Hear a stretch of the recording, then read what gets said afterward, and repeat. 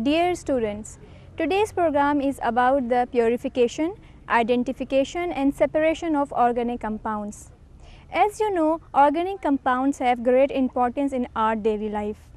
A great number of pharmacological active organic compounds are in regular clinical use. Some are natural products such as antibiotics like penicillin, alkaloids like morphine and nicotines.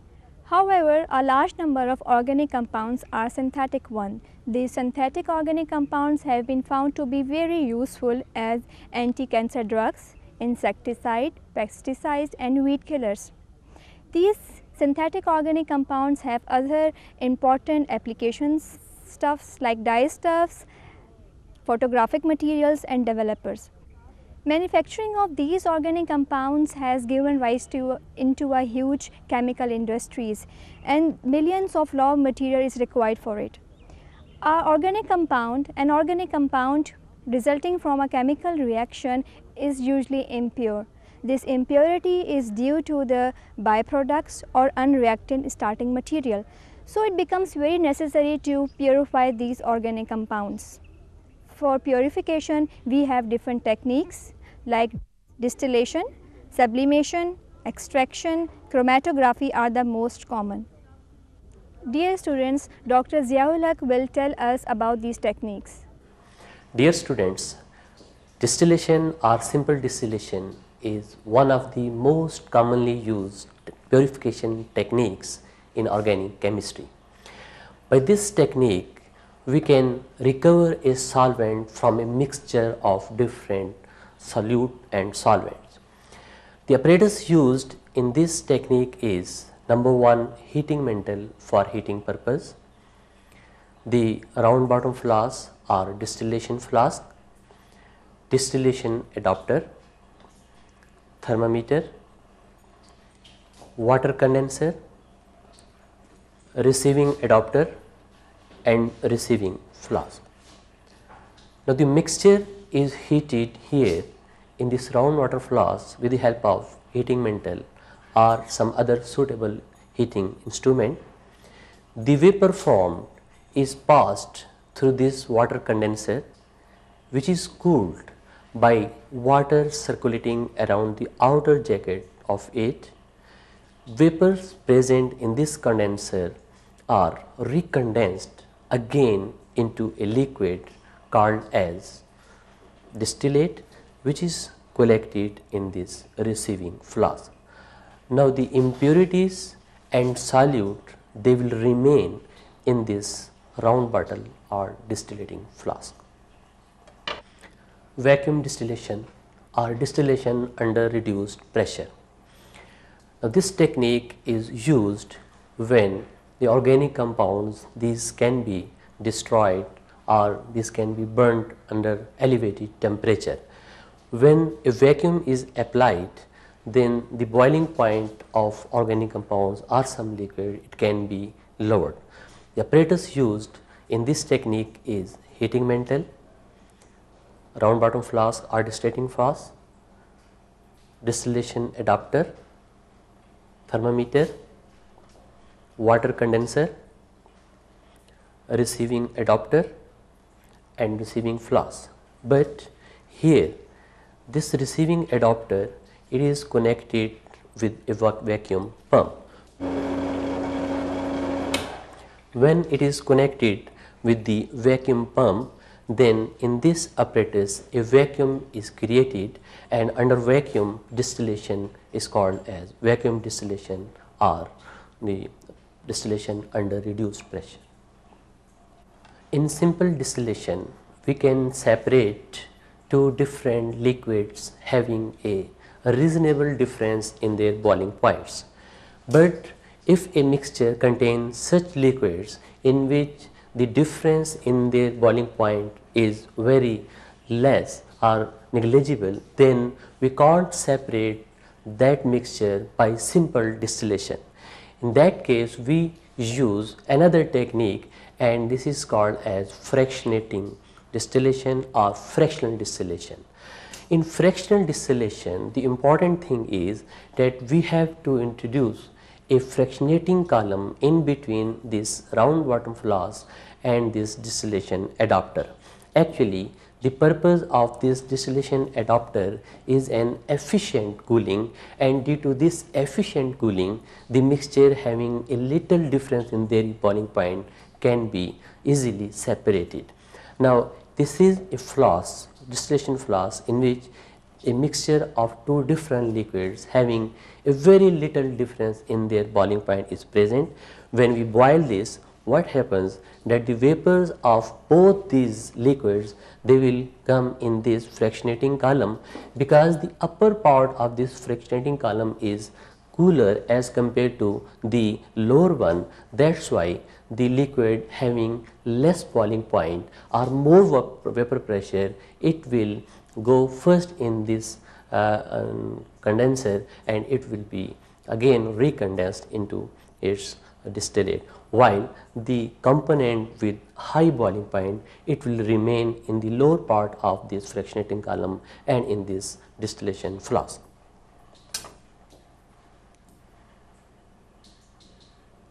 Filtration and crystallization. Certain mixtures can be purified by using the technique of filtration and crystallization. Now, here there is a mixture of benzoic acid and sand. This mixture can be separated by using the technique of filtration and crystallization. Now, first this mixture must be dissolved in a suitable solvent. The compound of our interest is generally soluble in a suitable solvent, while the impurities like sand in this case remain insoluble and can be separated by using filtration technique. So, this can be shown like this. This is a mixture and this must be dissolved in a suitable solvent, and we know that benzoic acid is sparingly soluble at lower temperature, but at elevated or higher temperature its solubility is quite sufficient. But this sand, it is insoluble in water even at elevated temperature. So, first we have to dissolve this mixture at elevated temperature. We have to heat this mixture up to the boiling point of water, so that maximum amount of benzoic acid must be dissolved in the suitable solvent like water. Now, after this mixture must be filtered, and filtration can be achieved by using these separators, this glass funnel, beaker, iron stand, and the filter paper. Now, filter paper is folded like this. Now, three parts is kept on one side and one on the other side, and this filter paper is placed in this funnel like this. Now, the hot mixture of benzoic acid and sand in water, it is poured on this filter paper.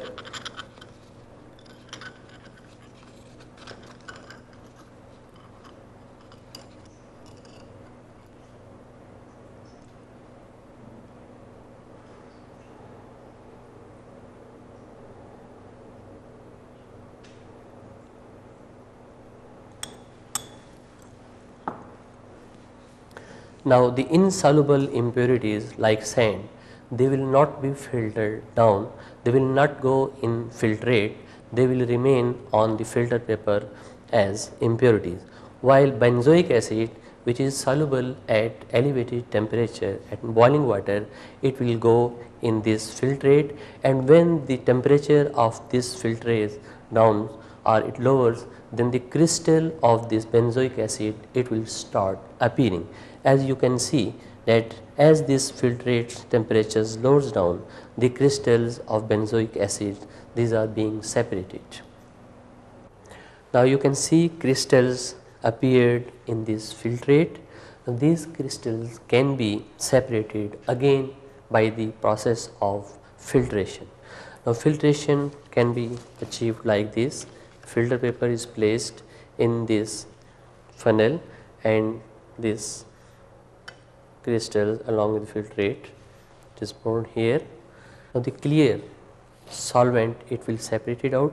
Now solvent is completely filtered and the crystal, they remained on the surface of this filter paper. Now these shining crystals, these can be dried.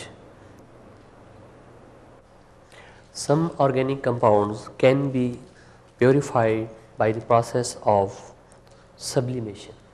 Sublimation is a phenomena in which a compound is directly converted, a solid is directly converted from its solid to its gaseous state without going into its liquid state. Now here is a mixture of naphthalene and sand. Naphthalene can be sublimed while sand cannot be sublimed. Now this mixture can be purified by sublimation phenomena. Now sublimation can be done like this: a china dish. In this china dish, this impure mixture is placed. This impure mixture contains naphthalene and sand. Now this is kept on this wire gas, on this and a funnel is placed inverted on this china dish. Now when the temperature is raised, the naphthalene, it will be sublimed and the vapor of this naphthalene will be deposited around the sides of this funnel. So we will see after some times the vapors, they will come out from the impure mixture and these will be again condensed in the form of crystal in the inner side of this funnel.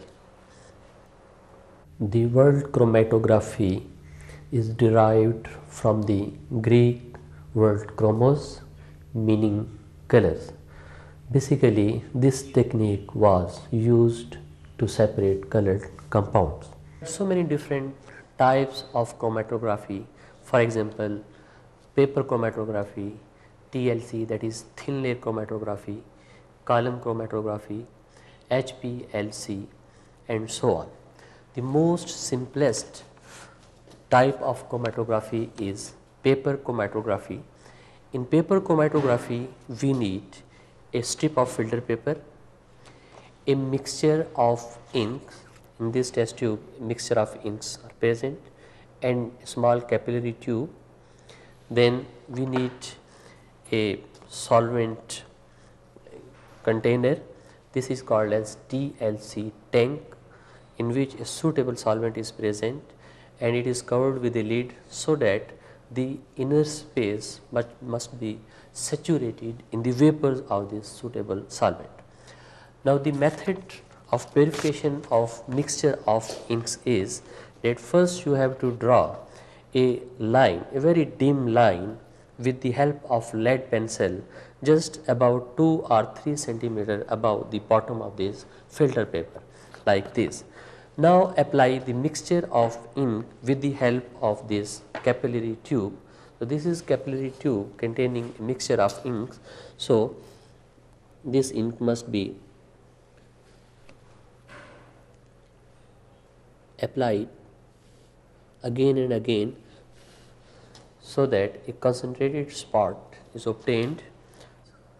Now try to evaporate the excess of solvent and then put this strip of filter paper in this TLC tank, and this should be kept in mind that the sides of this filter paper must not touch the walls of this separation, this TLC tank, and the spot, it must be above the level of the solvent in the TLC tank, like this.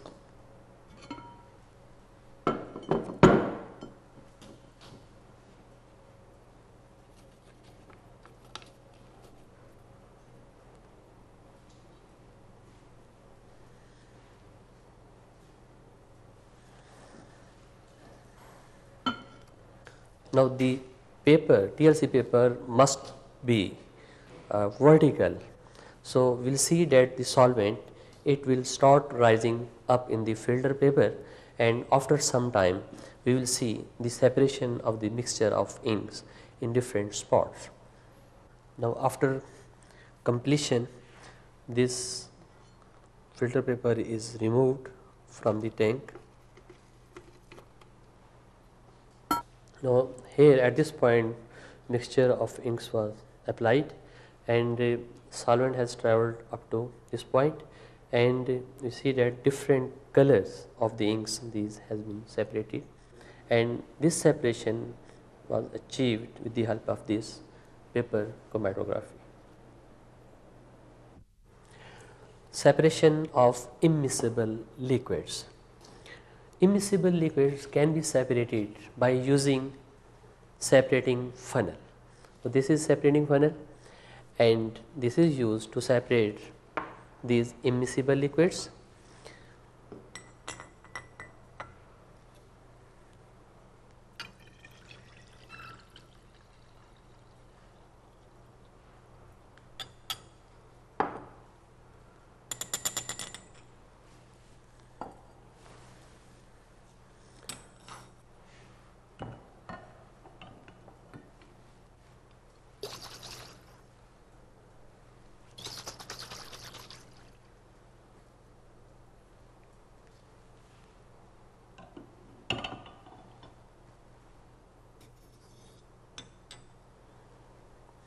You will see after some time both these layers, these will be separated, and we can tape off the lower layer in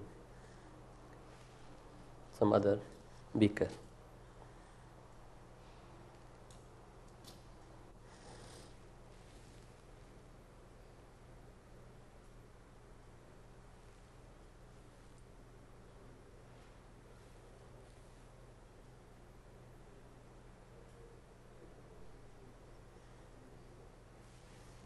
Now both these layers are completely separated from each other. This is rotary vacuum evaporator. This is used to separate different liquids in large scale. So the basic function is exactly like that of simple distillation apparatus. Here we have a heater and a flask in which mixture of liquids is present. Now actually this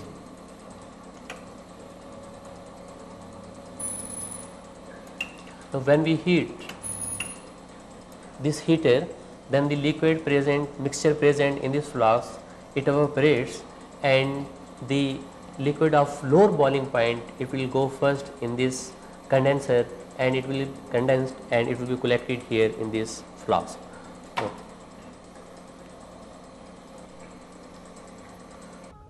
after purification, the identification and their purity can be checked by boiling point and melting point.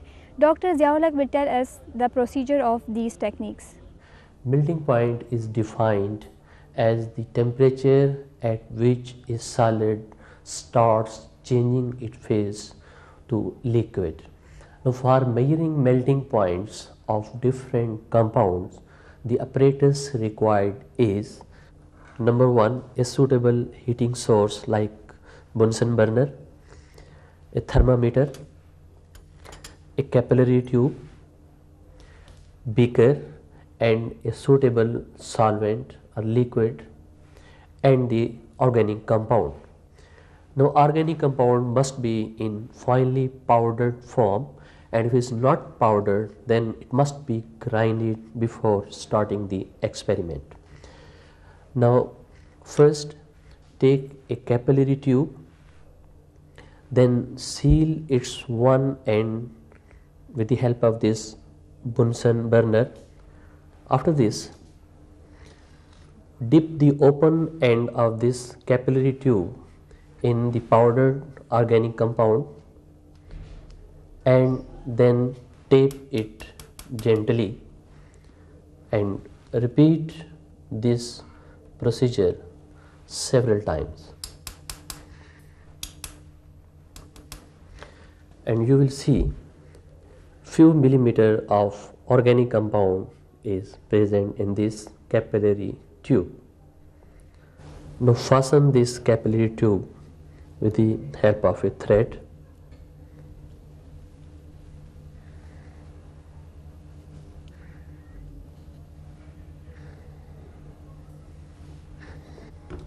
place tripod stand here, wire gauze and a beaker with a suitable liquid. Now dip the thermometer with capillary tube in this liquid. So keep this thing in your mind that the thermometer must not touch with the bottom of this beaker or with the sides of this beaker. Now heat this beaker slowly along with stirring with a glass rod, and this stirring is for uniform heating of this solvent. Now remove the flame and then repeat this experiment twice, and then take the mean of all these values. This will be the melting point of this compound. So in our first experiment, the compound was melted at 79.8 degree centigrade. In second experiment, the melting point was again 79.8 degree centigrade. In our third experiment, the melting point obtained was 79.9 degree centigrade. Now the mean temperature will be, that will be equal to T1 plus T2 plus T3 divided by 3, and this will be equal to 79.8 plus 79.8 plus 79.9 divided by 3, and this will be equal to 79.8 degree centigrade. So this will be our melting point. Boiling point can be defined as the temperature at which the vapor pressure of a liquid is equal to external or the atmospheric pressure. Now the boiling point of impure compound is generally higher than the pure compound. So by this we can easily conclude about the purity of a compound. Now for taking boiling point of compound, we need a heating source like Bunsen burner, a small capillary tube, a small fusion tube,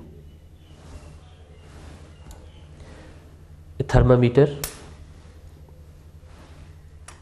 dropper, a beaker with a suitable liquid, and an organic compound. Now take a fusion tube, and in this fusion tube fill a small quantity of organic liquid.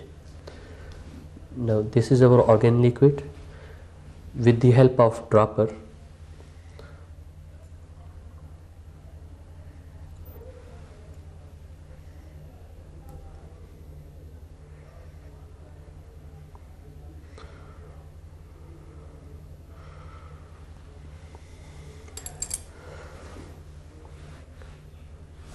now fasten this fusion tube with the bulb of thermometer and a beaker with a suitable liquid in it, and then hang the thermometer along with the organic liquid in it. It should be kept in mind that the fusion tube must not dip completely, or the neck of this fusion tube must not dip into the liquid in this solvent. Now take a capillary tube and seal its one end completely with the help of Bunsen flame. This capillary tube inverted in the fusion tube containing the organic liquid, and then put this apparatus into the beaker and then heat slowly with constant stirring. First few bubbles will come out from the lower end of this capillary tube. These were due to the dissolved air. Then there will be a continuous flow of bubble from the lower end of this capillary tube. Note the temperature and then remove the flame. And then note when these bubbles again, they will stop coming out. The bubble stopped coming out. At T1, that is 53 degrees centigrade, we obtained a continuous stream of bubbles from the lower end of capillary tube, and at T2, when the bubbles they stopped coming out was 51 degree centigrade. Now the boiling point will be, that is equal to 53 plus 51 divided by 2, and this will be equal to 52 degree centigrade. So this will be our boiling point. Now the impurity in our organic compound can reduce the melting point and can enhance or can elevate the boiling point of our compound. Dear students, in this program you have seen how an organic compound can be purified, identified and separated. I hope you have gained a lot. See you in the next program. Allah Hafiz.